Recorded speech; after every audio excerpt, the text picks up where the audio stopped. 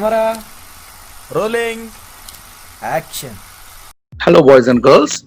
This is the course of Environmental Science, which is meant for BTech third year and fifth semester. The code for this particular subject is AMC 501. As you know, this is the mandatory course of BTech third year, and I am G. Chakraborty from Department of Chemistry, welcoming you to this course of Environmental Science. And this particular course will give you a brief idea about environment, right? That you will need as a part of lifelong learning, right? You will practice this throughout your life, and it will be very important for you in course of the work that you people will be doing, right? This is G. Chakraborty, and you are watching the last and final lecture of the course Environmental Science of code MC 301. It is a mandatory course of BTech, right? So basically, as I'm saying that this is the last lecture, this is the 24th lecture of this particular course, right? And this means we have already completed our journey with 23 lectures. Now, what you have done in these 23 lectures, I will not tell it right now. We will discuss that at the end when we will conclude the chapter and we'll conclude this total course, right? Then we'll discuss about it. So at this moment, we'll just discuss a little bit about noise pollution. We will recap what we have studied in noise pollution in the last lecture, and then we'll move into this particular lecture. Okay. So in the last lecture, we have seen that what is basically noise, and we have come across the fact that noise is a relative term. It may happen that for me it is a noise, but for you it is a sound. Okay, so it is a relative term that varies from man to man.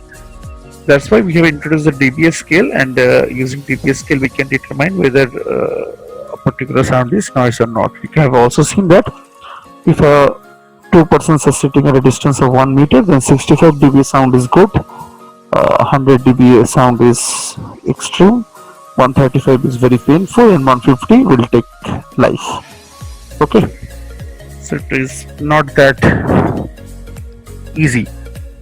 It's quite difficult. Okay, now we have also come across the fact that what are the different types of anthropogenic noise. We have seen that transport noise is there, occupational noise is there, neighborhood noise is there. Okay, and transport noise can further be divided into rail, road, and aircraft noise. Okay, so several things we have seen. Physiological effects also we have seen. Now let us see what we are having in this lecture. As you can see, this is the noise pollution, and we are watching lecture 2 of this noise pollution. Not lecture 2, it is rather part 2. It's lecture number 24.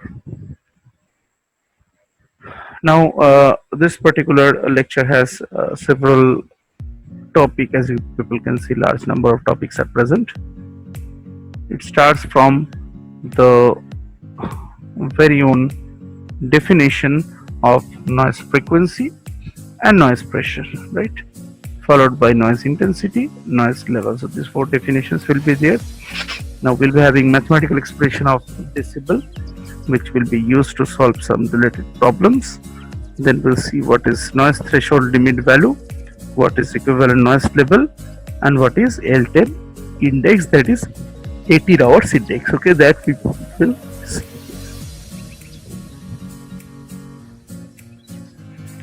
Now whenever we will move to the intensity of noise, what we people will be seeing that intensity is a very important parameter, right? And this parameter will tell us clearly that what to deal with and how to deal with. Okay, let us see what we are having. The intensity of noise, or the noise intensity, or the sound intensity, is expressed in terms of decibel.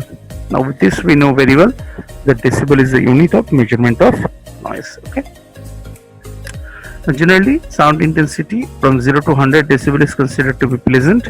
When it exceeds 120 dB, it causes noise. Okay, now this is worth remembering. Remember it very well, that 0 to 100 decibel sound is good, it is pleasant for all of us. But when it is 120 decibel or more than that, then it is considered to be noise, right? Okay, 120 decibel is the extreme limit. More than that, it is considered noise. Sound intensity of 130 decibel is the upper limit of hearing, and beyond this is threshold of noise causing pain to ear. Right now, if 130 decibel sound is something you are hearing, then be very careful. You are going to face huge hear related problem as well as pain in ears. If 130 dB sound, you are hearing sound more than 130 dB, hence causes noise pollution. Okay, this is very important. 120 dB is causing noise and 130 dB is will cause pain to ears, right? And 0 to 100 dB is pleasant. The two important parameters of sound are sound pressure and intensity, right? We'll discuss about those.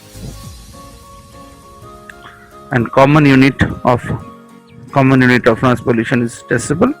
Noise, actually, not pollution. Common unit of noise is decibel. Now we need to see how decibel is calculated mathematically. Okay, as you can see, we are having a mathematical expression right here. Okay, so we'll be seeing what we people are having here.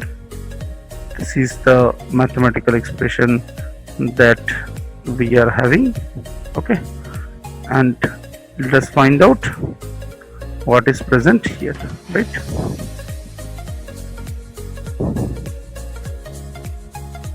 As you can see, this is the expression that we are having, and it is written that decibel, that is dB, is equal to log 10 base 10 into log 10 base 10 I by I0.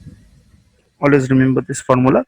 It's not that much difficult. It is quite easy to remember. So you need to remember this, that decibel is equal to 10 log 10 I by I0, where I is measured intensity and I0 is the reference intensity. Okay, this is the formula that we'll use to solve numericals. Okay, but before solving numericals and all, we need to see that what is frequency and what is noise pressure, right?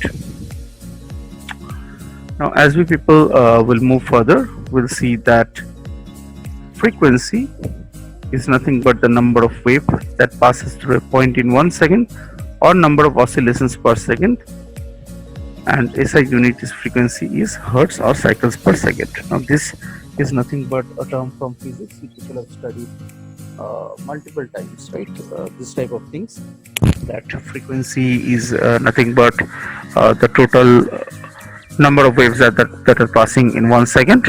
It is basically expressed in oscillation per second or cycle per second, right? Okay, and the SI unit of frequency is hertz, Hz. Okay, next comes noise pressure. Now pressure is always force per unit area. The sound waves creating pressure on the medium through which it propagates is measured in Newton per meter square. Okay, definition is same. Pressure is force per unit area, and unit which is used to measure it is Newton per meter square. Now here comes L10 index or the 18 hours index. What is the meaning of this particular thing? It is basically the arithmetic average hourly values of the noise level exceeds for the 10% time over 18 hours between 6 to 24 hours of any normal weekday. Scale is used to measure road noise in UK. Just try to understand. We are doing here for 18 hours and we are using L10 index. Now here L10, that is the digit 10, refers to the 10% exceed in the noise level, and this 18 hours are nothing but starting from morning 6 am to midnight. Okay, morning 6 am to midnight. Now basically, in order to calculate or in order to determine the traffic noise of UK, London, right, what has been done? This particular scale has been implemented, this particular scale has been used, right? So it measures the noise for this 18 hours of the day starting from morning 6 am to midnight, and it has been observed that during this time period there is an increase in 10% of the normal sound level. Okay, Now next, we people are having equivalent noise level and the noise threshold limit values, as you people can see here. Okay. Now what is equivalent noise level? It is the weight average sound level over time of measurement and is represented by LEQ expressed in dBA unit. So weight average sound level over time of measurement. That is what equivalent noise level is. Time of measurement is specific and measurement of short duration usually when the noise level is most prominent. So this particular noise is measured when the noise level is maximum prominent, and it is a measurement is done for a different time during the value will differ. That definitely will differ in different times of the day. If the measurement is done in specific period of time started and the same time in different place, it may not be same. Yeah, absolutely. Suppose a noise is measured for 1 hour. Now this 1 hour is morning 7 a.m. and evening 7 a.m. At morning 7 a.m. the noise will be very less. At evening 7 a.m. the noise will be very high. So definitely it depends on the time at which the noise has been captured. It's not that only the duration only, right? It depends on the time at which this has been implemented, right? Now this particular unit is very important as it has been accepted by the International Organization for Standardization, that is ISO. This ISO approved, so it's very important for us. Another is the noise threshold limit values. This is also very important. When daily noise exposure is composed of 2 to more hours on different levels, the combined effect is considered to be more than the individual effect, where the sum of the following fractions C1, T1, C2, T2, etc. exceeds unity, and is the mixed exposure is considered to exceed the noise limit value. Cn indicates the total duration and Tn indicates the total duration of the exposure permitted at that level. So basically what we are trying to see, noise threshold limit value is the nothing but a noise which continues for longer periods of time. For that we'll use this particular formula where Cn and Tn has their usual significance, and we will do the calculation in that way only, right? So this was the basic things about noise pollution. One more thing I would like to discuss. Let us go back. Here, as you people can have seen, we have explained what is definition of noise frequency, noise pressure, noise intensity, noise level. Mathematical expression of decibel we have explained, and these three also we have explained. But what about this one? What about this one? Decibel related problem. We need to do it. Okay, so let's do it. Just I'll make you understand how this particular thing works. Basically, question will come like this: that calculate the intensity of 100 dBA sound, right? Again, I'm saying calculate the intensity of 100 dB sound. So what we are going to do? We are going to write like this. Say, let me take the pen. Yeah, we are going to write that. Let us write the question first.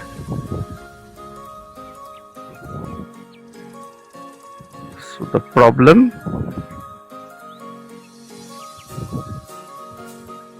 is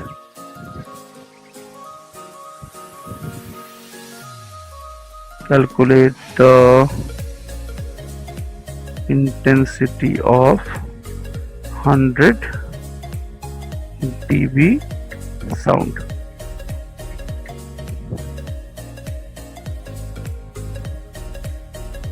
If the reference intensity is 1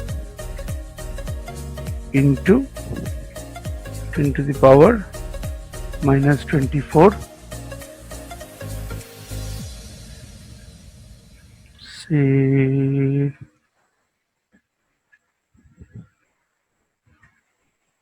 watt per meter to the power square. Okay, suppose this is our problem. Now how we can solve this problem, that we need to see. How this will be solved? 100 dBA sound, that means here we'll be writing 100, okay, is equal to 10. Then we have log 10. Now here I is measured intensity, I is to be found, whereas I0 is given 1 into 10 to the power minus 24, right? Now tell me, can we very easily find out that what the meaning of this particular thing will be? Very easily we can find out. Again I am saying, this particular thing, the calculated value of this particular thing is very easy to be found. Why it is easy to be found? Because it is nothing but 10 log 10 is 1, so it will be 10 log 10, then I by I0, so gradually we'll find out I, and that will be our answer in watt per meter square. Okay, so it is as simple as that, not a complicated thing, right? Okay, so that is what the numericals look like, and this is what noise pollution we are having. Now let us have a quick summary of this total course that you people have studied for this semester. Sorry. See, environment is a big thing. Earth is our mother, Earth is nature. We should protect our mother, otherwise what will happen? She will be angry and we will all die because of some natural calamities that she will make happen, right? So first and foremost thing is that we should save Earth under any condition, right?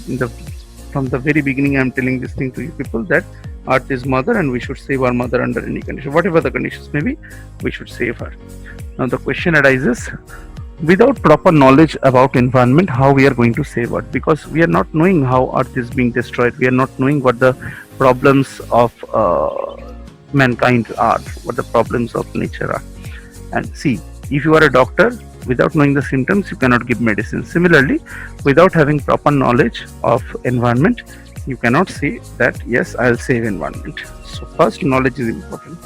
In order to make this knowledge, what we people have done, we have introduced this particular topics and we are trying to teach this to you people. Now what we have seen here at the very beginning, we have seen that what nature gives us. Okay, what nature gives us, there is nothing but resources. Okay, and in spite of giving that, what type of resistances does nature occurs? What type of resistances does human activities occur? That we people have discussed. The natural calamities, flood, earthquake, landslide, we people have discussed in detail. Population growth study, demography, okay, everything we people have studied. After that, we have seen what type of beautiful flora and fauna exist on Earth. How we have seen that? We have seen that through the ecosystem part, okay? And this was followed by the different rules and regulations of environmental management, right? So in that particular module, there is general environment. We have a little bit idea that what type of animals are staying in the nature in the globe, what type of animals are staying in what ecosystem, and what are the resources, what we are getting, what we are giving in return. These things we people have seen. After that, whenever we have moved to air, see, air quality is very important because we breathe in air, and without good quality air, we all may suffer from breathing problems and eventually will die. Okay, so proper knowledge of air is also required, and we have definitely tried to have a proper knowledge of air because we have discussed about air. We have seen what the problems of air are, what are the pollutants, right, and what type of phenomena occur due to this particular thing, that also we people have clearly seen. Okay. So this was very important journey for us, that is the journey of air, and we have also seen how before letting the smoke out, how it is to be treated in the control part, right? We have seen that also. Now after air, again water is very important parameter for us, since we cannot live without water, but we cannot live in marine water also. So water is very important for us. I have given the example of life of pi in that particular part, that water is everywhere, but you cannot drink. This is a huge problem. Okay, huge problem. So similarly, in that particular module, we have come across very important and different diverse things.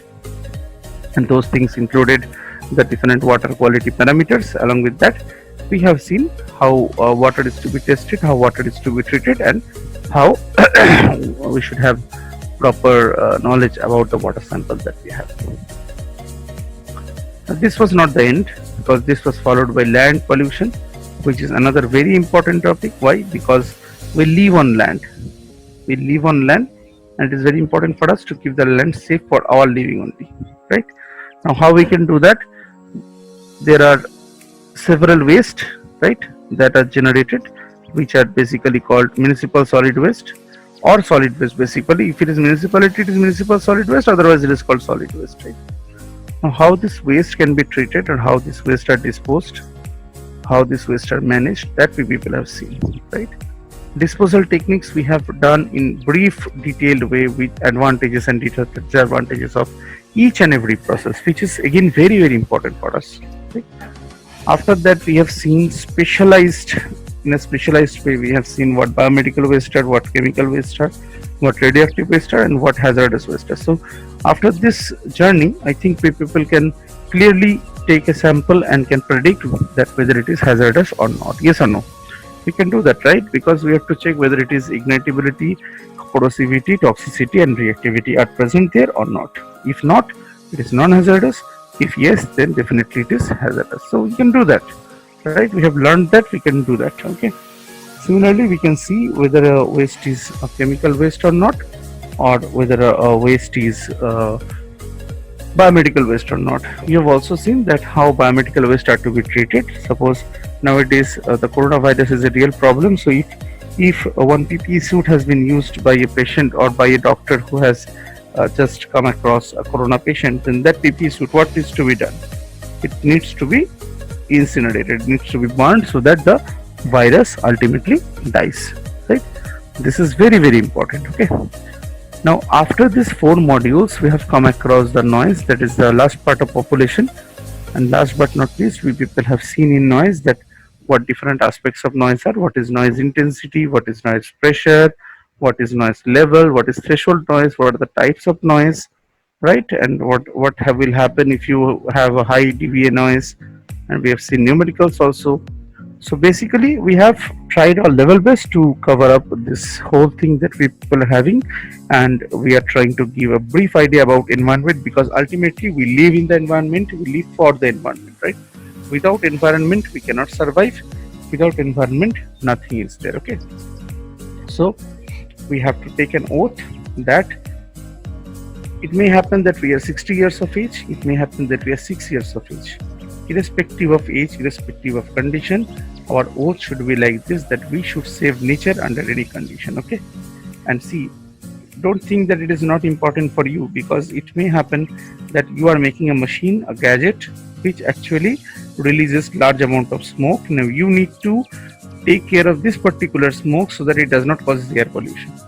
Now, without having proper idea of the smoke, what it contains, how it should be filtered, how it should be controlled, you cannot succeed in the work you are doing. Okay.